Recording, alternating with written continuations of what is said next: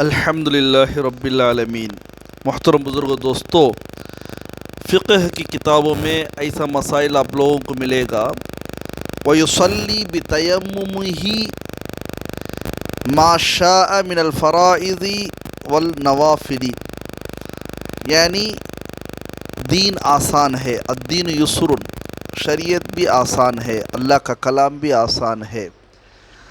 اس آسانی کے لیے کئی مثالیں شریعت میں موجود ہیں۔ ان مثالوں میں سے ایک مثال یہ ہے، وَيُصَلِّي، نماز پڑھ سکتا ہے، بِتَيَمُّمِهِ، ایک تیمم کے ذریعے، مَا شَاءَ مِنَ الْفَرَائِضِ وَالنَّوَافِلِ، جتنا چاہے نفل نمازیں اور جتنا چاہے فرض نمازیں پڑھ سکتا ہے۔ یہ فقہی کتابوں میں، چاہے وہ خدوری ہو، چاہے ہدایہ ہو، چاہے فقہ المیسر ہو، چاہے شرح وقایہ ہو، اس طرح کی نور الضا ہو، بہت سی کتابوں میں یہ مضمون اور یہ عبارت ہم تمام کو مل سکتی ہے۔ لہذا یہاں اختلاف یہ ہے، امام شافعی، امام حنبلی، امام مالکی، تین ائمہ یہ فرماتے ہیں کہ نفل جتنا چاہے پڑھ سکتے ہیں اور سنت جتنا چاہے پڑھ سکتے ہیں، لیکن ایک تیمم سے ایک ہی فرض ادا کرنا پڑے گا۔ دوسرے فرض ادا کرنے کے لیے دوسرے مرتبہ تیمم کرنا ضروری ہے۔ یہ ہے اختلاف۔ ان کی دلیل کیا ہے؟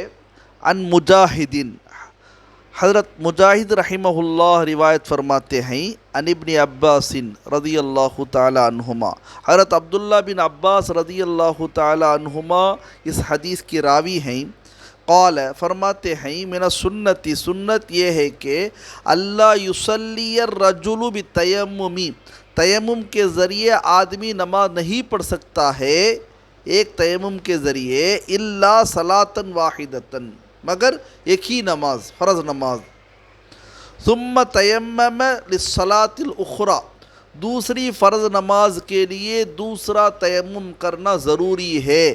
اس حدیث کی پیش نظر امام شافعی، امام حنبلی، امام مالکی، تین ائمہ اکرام نے یہ مسئلہ بیان فرماتے ہیں کہ ایک تیمم کے ذریعے ایک ہی فرض ادا کر سکتے ہیں۔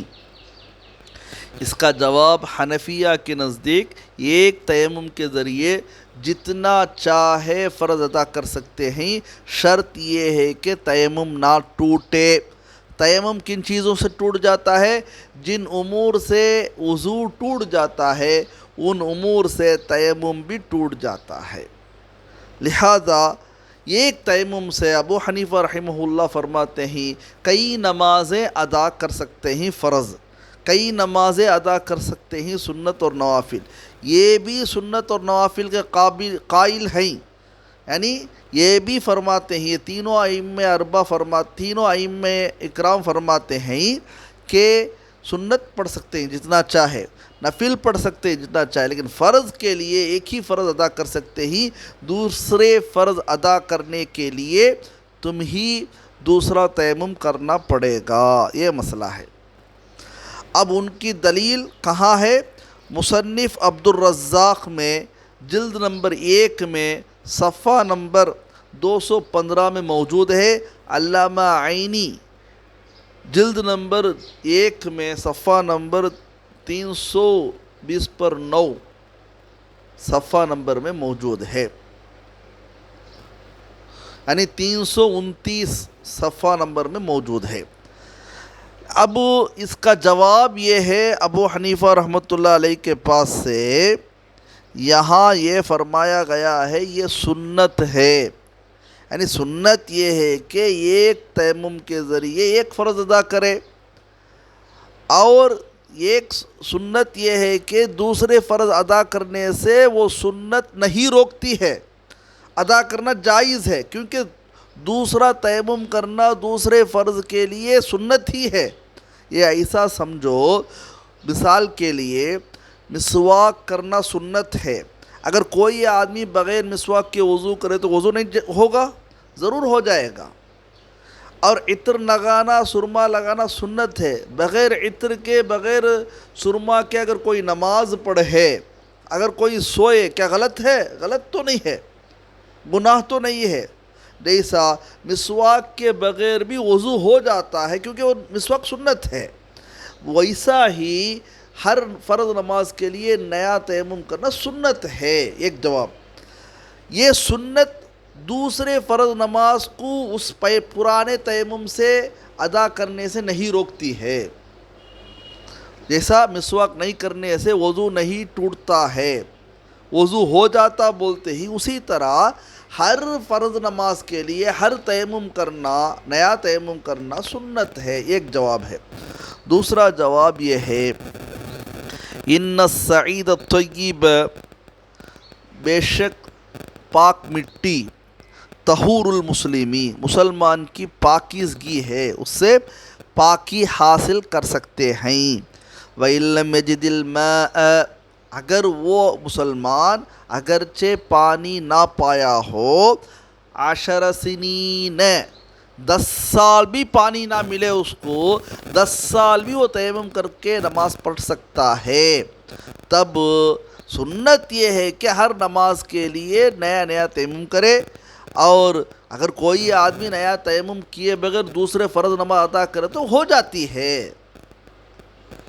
یہ دوسری دلیل ہے، کیونکہ آپ صلی اللہ علیہ وسلم خود فرماتے ہیں، یہ حدیث اعلیٰ السنن میں پہلے جلد میں صفحہ نمبر 213 میں موجود ہے اور ابو داود میں موجود ہے. یہ دوسری دلیل ہے، دوسری حجت ہے. اور تیسری بات یہ ہے کہ ائمہ ثلاثہ یعنی امام شافعی، امام مالکی، امام احمد تیمم کو ضرورت طہارت ضروریہ قرار دیتے ہیں، یعنی ضرورت کے لیے طہارت ہے. حالانکہ ابو حنیفہ رحمۃ اللہ علیہ یہ طہارت مطلقہ ہے. جیسا کہ انسان کے لیے پانی نہ ہو تیمم کر سکتا ہے، انسان ایسا بیمار ہو جس کے ذریعے سے وضو کرے گا، پانی استعمال کرے گا تو بیمار ہو جائے گا، تو وضو کے بغیر تیمم کر کے نماز ادا کر سکتا ہے. لہذا یہ طہارت ضروریہ نہیں ہے، طہارت مطلقہ ہے، مطلق طہارت ہے، مطلق پاکیزگی ہے تیمم. لہذا کہ جتنے نماز چاہے ہم پڑھ سکتے ہیں، یہ کہتے ہیں امام ابو حنیفہ رحمۃ اللہ علیہ. اسی طرح چوتھی دلیل یہ ہے کہ امام شافعی اور امام حنبلی، امام مالکی بھی سنت اور نوافل پڑھنے میں کوئی حرج نہیں بولتے. جب ایک تیمم سے کئی سنت ادا ہو سکتی ہے، ایک تیمم سے کئی نفل نمازیں ادا کر سکتے ہیں، تو ایک تیمم سے کئی فرض نماز ادا کرنے میں کوئی حرج نہیں ہے. یہ دلیلیں ہیں. بہرحال محترم بزرگ دوستو، علماء اکرام، ائمہ اعظام بہت فقہی مسائل کو قرآن حدیث کے روشنی سے ہم تمام کو سہل کر کے، آسان کر کے پیش کر دیے ہیں.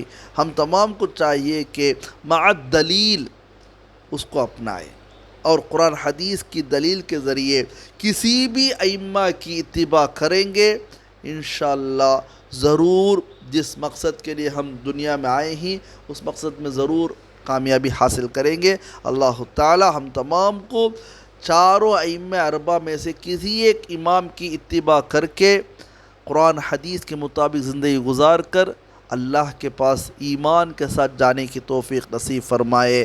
آمین. وآخر دعوانا الحمدللہ رب العالمین. السلام علیکم ورحمۃ اللہ وبرکاتہ.